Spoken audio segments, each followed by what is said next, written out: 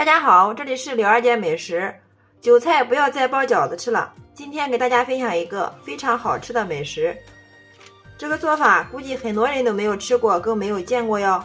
爽滑筋道 Q 弹，暖心又暖胃，做法简单，美味又营养。下面我们跟着视频看一下是怎么做的吧。首先我们准备5毛钱的头茬韭菜，然后给它放在一个大盆里面，往里面加入没过韭菜的清水，加入1勺食用盐，这样可以给韭菜进行一个消毒杀菌、去虫卵的好处。然后再加入1勺小苏打，小苏打的去污分解能力很强，可以分解韭菜表面的农药残留和脏东西。然后下手给它按一下，放在这里浸泡5分钟。时间到了之后，我们下手把韭菜给它仔细的清洗一下。经过盐水和苏打水的浸泡，韭菜表面的农药残留已经没有了。洗好之后给它捞出，然后我们再给它放到流动的清水下面给它清洗一下，这样很容易把韭菜表面的苏打水给它清洗掉。我们用这种方法洗出来的韭菜特别的干净卫生，这样我们的家人吃的也非常的放心。洗干净之后，我们给它控出水分。韭菜沥干水分之后，放到案板上面给它改刀，用刀把韭菜这个硬的部分给它切去不要，因为这个地方的农药残留比较多，所以我们给它扔掉就可以了。然后再给它切碎。新鲜的韭菜非常的鲜嫩，营养也是非常的丰富。有句俗话说得好，男不离酒，女不离藕，可想而知它的营养有多丰富了。韭菜切好之后，装在一个大点的盆中，接下来往里面加入2勺面粉，然后用筷子充分的给它搅拌均匀。搅拌均匀之后，往里面加入1勺食用盐入个底味，1克的碱面，防止我们在吃韭菜的时候烧心。最后我们分少量多次的往里面加入温水，水一定要分少量多次的倒，这样才能把握住水的用量。全部给它搅成絮状之后，接下来洗干净小手，下手给它揉成面团。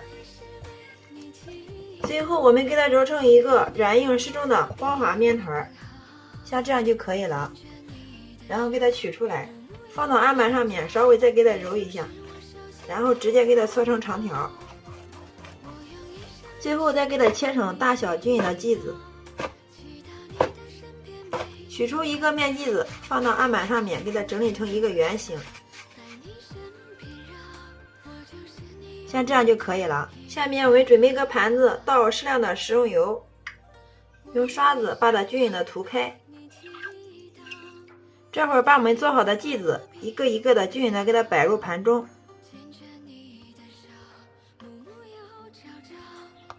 全部摆进来之后，再把每个剂子上面给它刷上1层食用油，锁住水分。好了，像这样就可以了。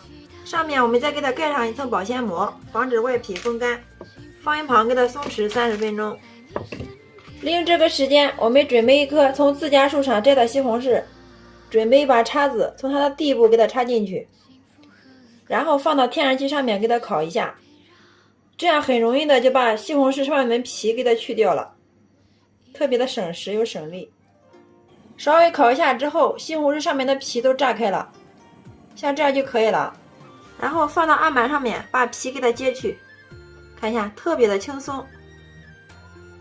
然后从中间给它1分为2，把西红柿蒂给它去掉不要，再改刀切片，最后切成小丁。西红柿切好之后，装在一个小碗里面备用。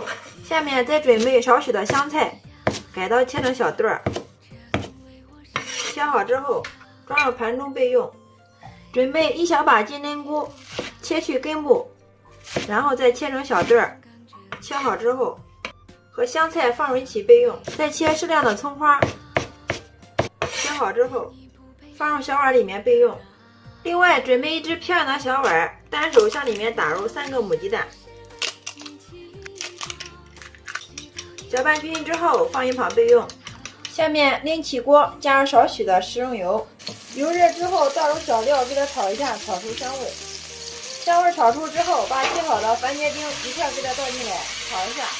把番茄炒熟融。教大家一个小技巧，我们炒番茄的时候往里面加少许的食用盐，这样可以让番茄蓉快速的炒出来。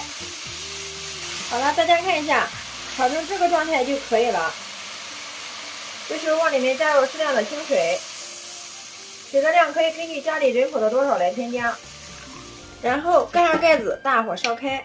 好了，这个时候我们的面剂子也醒好了，然后取出来一个，把盘子里面多余的油给它倒到案板上面，用手涂抹均匀，把剂子放到案板上面，用刀都给它切成宽条。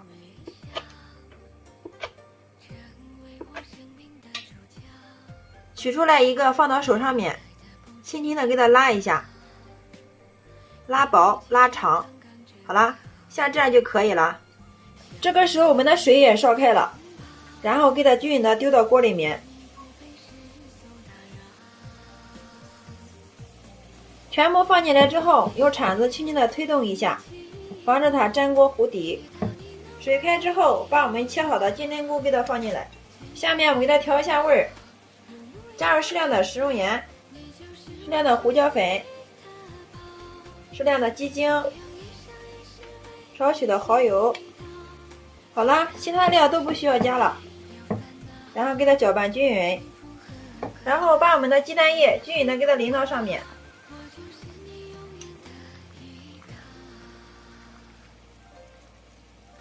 开了之后，用勺子给它推动一下。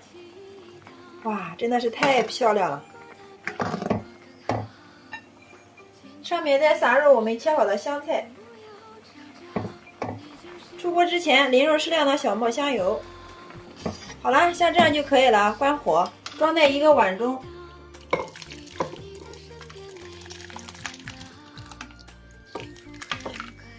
好了，像这样就可以了，端上桌就可以给家人美美的享用了。我们用这种方法做出来的韭菜，吃起来特别的爽滑筋道 Q 弹，汤鲜味优美，里面加了鸡蛋、金针菇、番茄，营养搭配均衡，特别适合家里的老人和孩子吃哦。一次做一大锅都不够吃的哦，非常的美味又解馋，真的是暖心又暖胃呀。有没有馋到屏幕前的你呢？喜欢吃韭菜的朋友一定要收藏起来试试哦，真的是非常的好吃，比包的饺子、烙的馅饼还要好吃10倍哦，做法也是非常的简单。好啦，今天给大家分享韭菜的新做法就到这里啦。大家如果感觉我的视频对有所帮助的话，麻烦动动您发财的小手，帮我评论转发支持一下吧。非常感谢你的观看与支持，我们下个视频再见。